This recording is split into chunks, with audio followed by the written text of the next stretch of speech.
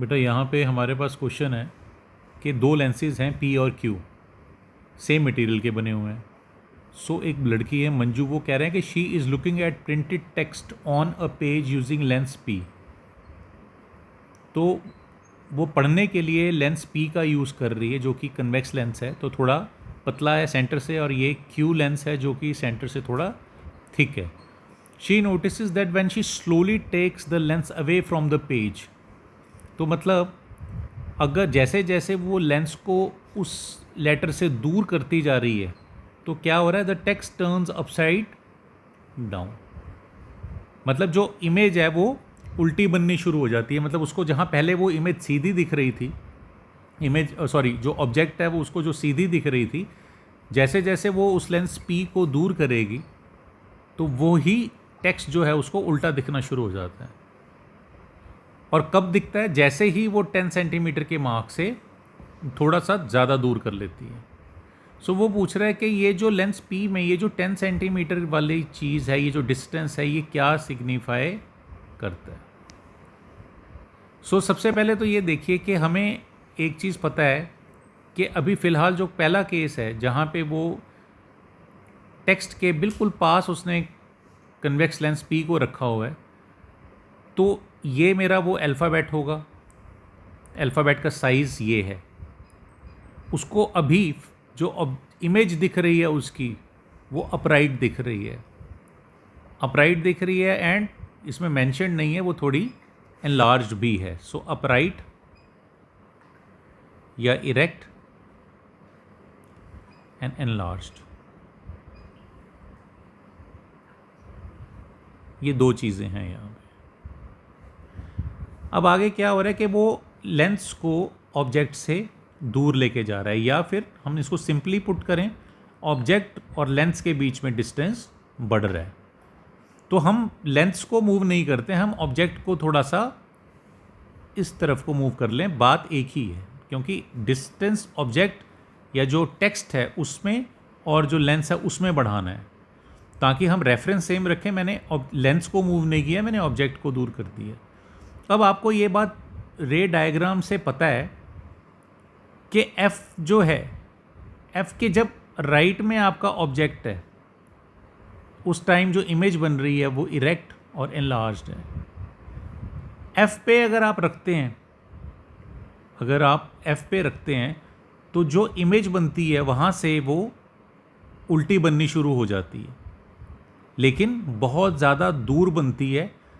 तो मैंने यहाँ पे सिंपल दिखाने के लिए F से जस्ट इधर जो मेरा टेक्स्ट है वो यहाँ दिखाया है। यहाँ पे आप देखेंगे कि इमेज जो है वो क्या बननी शुरू हो गई है, इन्वर्टेड बननी शुरू हो गई है।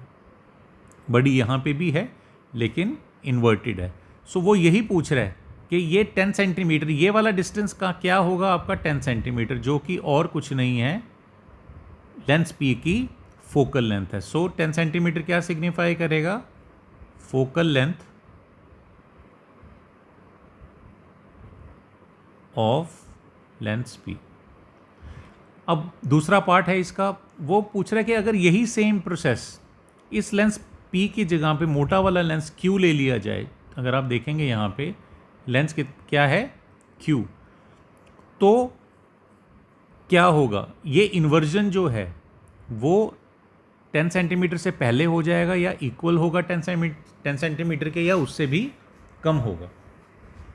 उससे पहले आप एक बात ये समझें, हमारे कंसेप्ट्स में हम लोग ये जानते हैं कि दो टाइप के लेंस में ज़्यादा कन्वर्जिंग पावर किसकी होगी। देखो कन्वर्जिंग तो दोनों ही हैं। कन्वेक्स लेंस जो है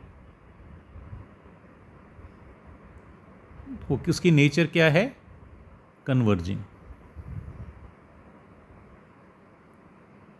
और दोनों ही कन्वेक्स लेंस हैं, इसका मतलब दोनों ही कन्वर्जिंग है।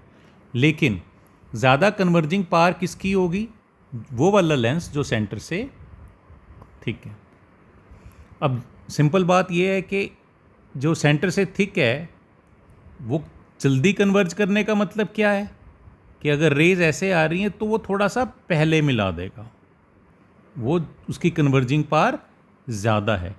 वहीं जो पतला वाला लेंस होगा, अगर मैं इसी में ही रेफरेंस यूज़ करूँ, ये थोड़ा पतला अगर है तो वो थोड़ा सा दूर मिलाएगा। सो यानी कि मेरे जो मोटा वाला कन्वेक्स लेंस है, मोटा वाला कन्वेक्स लेंस, उसकी फोकल लेंथ मेरे पी वाले लेंस से कम होगी।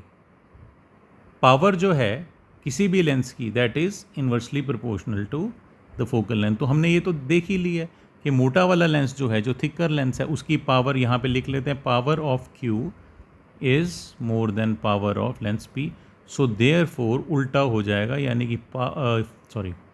यानी कि focal length of Q is less than the focal length of lens P. ये कंसेप्ट को हम यहाँ आगे यूज़ करना है। इसका मतलब ये है,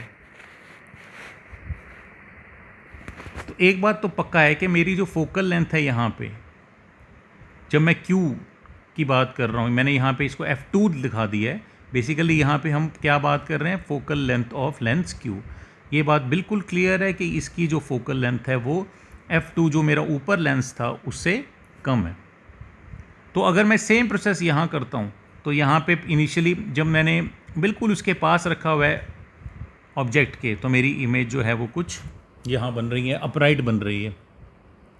अब एक चीज़ हमें ये बात ध्यान रखनी है कि मेरी ये वाली या ये वाली वैल्यू जो है ऊपर OF2, यानी कि अगर मैं यहाँ देखूँ OF2 डैश, ये कम है किससे, OF2 से। फोकल लेंथ जो मेरी Q की है वो कम है, तो ये मैंने OF2 डैश से दिखा दिया, distance from the optical center. So अगर हम अब आगे देखें कि मुझे सिर्फ ये F, इसके लेफ़्ट में, हल्का सा लेफ़्ट में ही जाना है, या आप ये समझ लीजिए कि जैसे ही मैंने ये क्रॉस किया OF1 डैश, तो मेरा इमेज जो है वो इन्वर्टेड बननी शुरू हो जाएगी। और ये हम ऑलरेडी देख चुके हैं कि मेरी फोकल लेंथ Q की जो है वो कम है। सो यानी कि ये बात बहुत ऑब्वियस है कि जो मेरा यहाँ पे डिस्टेंस होगा, जहाँ से मेरी इमेज उल्टी बननी शुरू होगी, वो डिस्टेंस जो है वो कम होगा किससे, 10 सेंटीमीटर से, क्योंकि मुझे सिर्फ इतना सा ही पोर्शन क्रॉस करना है। और हमने ये देख लिया था ये वाली वैल्यू जो है इस 10 सेंटीमीटर से कम है, तो जल्दी क्रॉस होगा। इसका मतलब वो वैल्यू जो डिस्टेंस है इसको क्रॉस करना 10 सेंटीमीटर से बहुत ही कम होगा।